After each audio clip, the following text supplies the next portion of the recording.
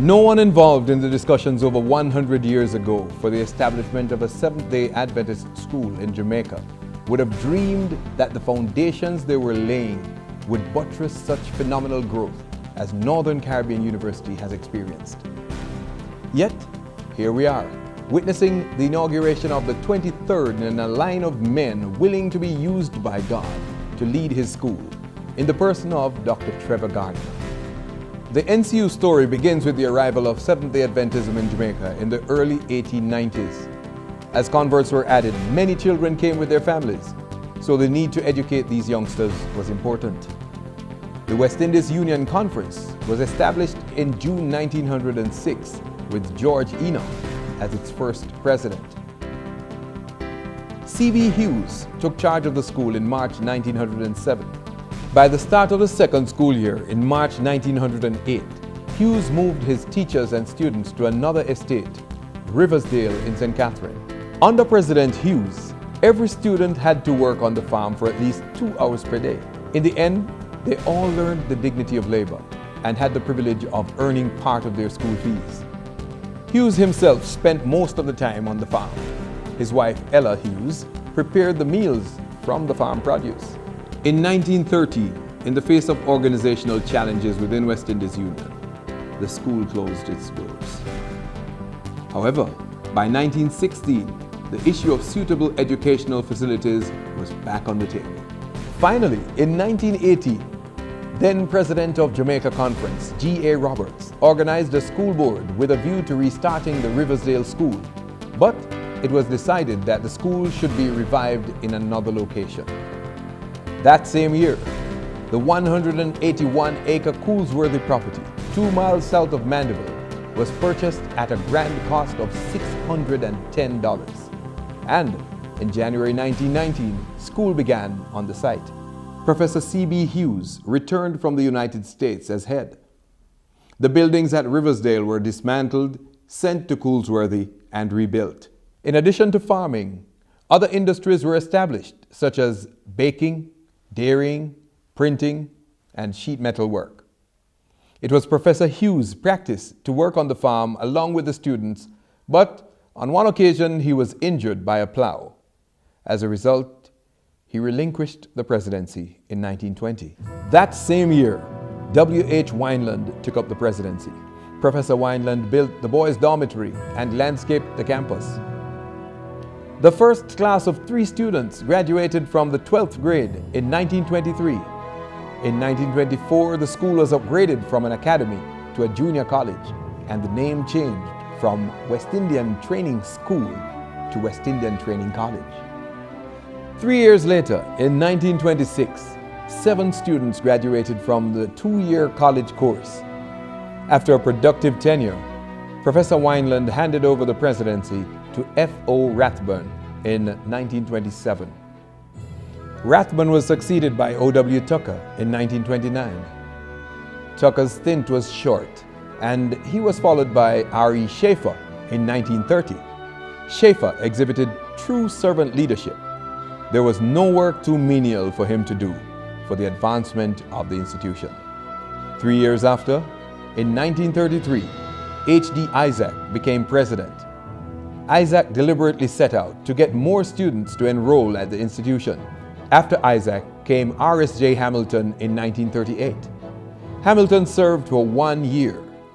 During that year, he was instrumental in lifting the school from economic instability to a firm financial platform. F.S. Thompson became president in 1939 and served until 1940. During his tenure, sidewalks were laid and a great camaraderie was built between students and staff members. In 1940 came Dr. M.J. Sorensen, after which the cafeteria, Sorensen Hall, is named. Sorensen was succeeded in 1944 by C.L. Von Pohl. Von Pohl served as manager of the print shop. His hard work and long hours stayed in the print shop increased the public recognition of the institution. B.G. Buteros took over in 1945 and served until 1951, when Sorensen returned for a second term which lasted 8 years. Sorensen was succeeded by W.A. Sowers in 1958. He served until 1959 when L.K. Tobiason took up the reins of leadership. The name of the institution was once again changed in 1959. The West Indian Training College became West Indies College. After Tobiason came W.A. Osborne in 1961. He served only a few months before giving way to the first Jamaican president, Dr. Sidney O. Beaumont, in the year of Jamaica's independence, 1962. Under the Beaumont administration, student labor was used to complete the current two-story building which houses Sorensen Hall, the cafeteria, and classrooms. Dr. Beaumont made valuable improvements to all the existing industries and established a small block-making plant to supply blocks for on-campus construction. In 1963, the first two students to complete the secondary education degree program graduated. K.G. Vaz assumed the presidency in 1964. Under his leadership, the number of students enrolled grew gradually in the college, high school, and preparatory school. Colin D. Standish became president in 1970 and continued the strengthening of the academic programs offered by the college. In 1973, L. Herbert Fletcher became president. He oversaw a period of unprecedented growth in enrollment. Faculty and staff increased, and several academic departments were reorganized. The physical infrastructure mirrored this growth. A new boys' dormitory was built, the store and press were renovated, and several married students and faculty quarters were built. The main auditorium was also extended. Dr. Herman Dowse took over in 1980 and served until 1985. The period was a challenging one as Jamaica was experiencing a severe economic recession. It is a tribute to the leadership that programs were maintained and faculty retained during this difficult period. In 1985, Dr. Sylvan Lashley assumed the presidency. Under Dr. Lashley's administration, construction began on the West Indies College Library. In June 1990, when enrollment was 710, the baton was passed to Dr. Herbert J. Thompson. Dr. Thompson led the institution through a process of dramatic transformation. Among the numerous achievements of this administration, none stands out more than the momentous transition of the institution from college to university in 1999. A charter was received from the Jamaican government in June of that year, enabling the institution to operate as Northern Caribbean University.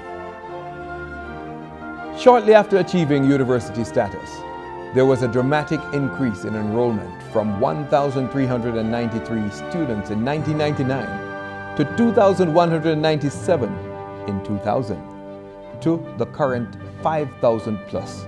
Over time, the growing number of academic programs were organized into the current 5 colleges and 1 school.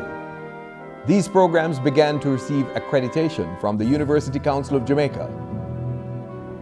In terms of infrastructure, the Hiram S. Walters Resource Center was opened in 1992 to replace the old West Indies College Library.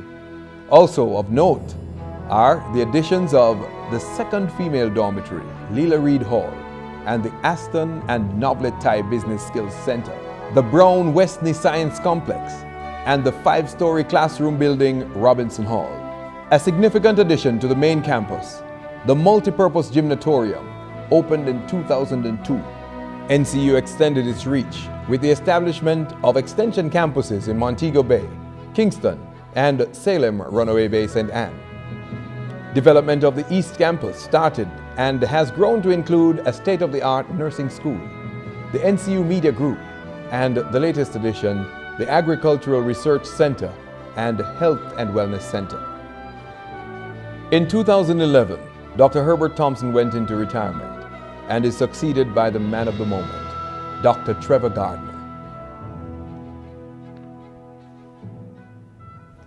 Standing on the foundations built by these stalwarts, and with such an awe-inspiring history as testimony, Northern Caribbean University can truly look forward to the future with hope and a bright expectation.